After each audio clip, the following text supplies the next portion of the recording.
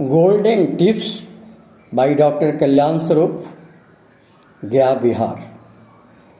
आज का मेरा गोल्डन टिप्स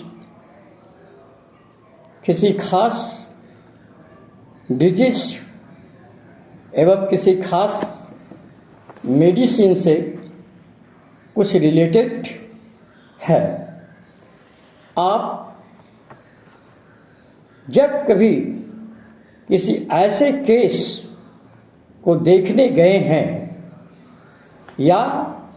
आपके क्लिनिक में इस तरह का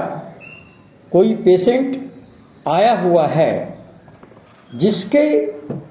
बॉडी के किसी पार्ट्स में पानी की मात्रा ज़्यादा भर गई हो, जैसे हाइड्रोसेफलस का केस,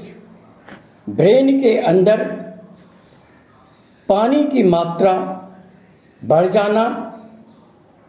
या हाइड्रोथोरक्स का केस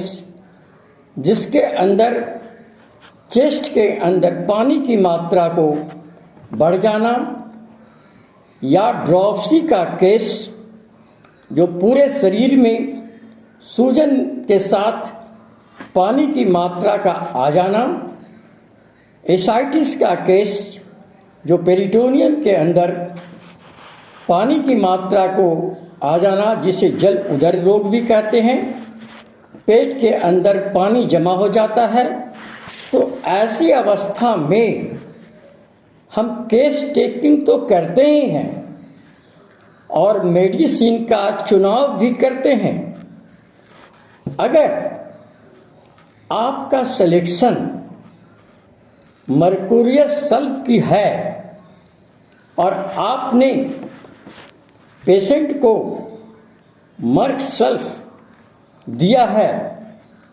और देने के बाद अगर पेशेंट को बहुत ज़्यादा वाटरी स्टूल होना शुरू हो जाए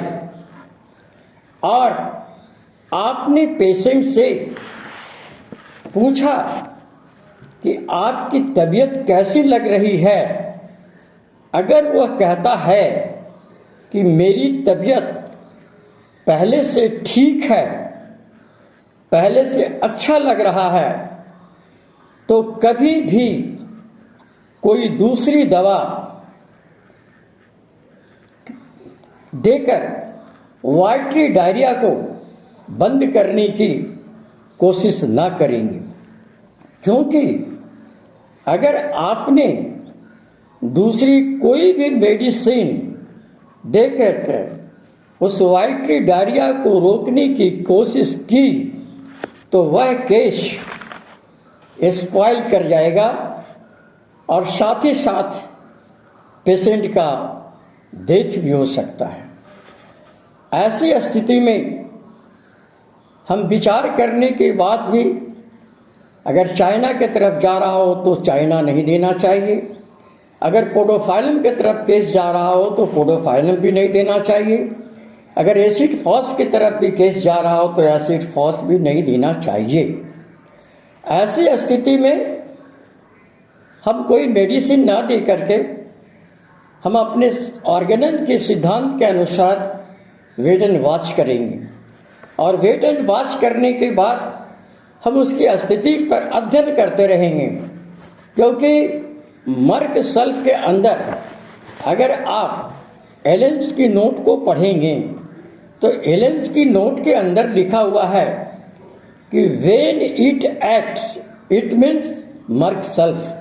when it acts well it produce a profuse watery diarrhoea with great relief to the patient.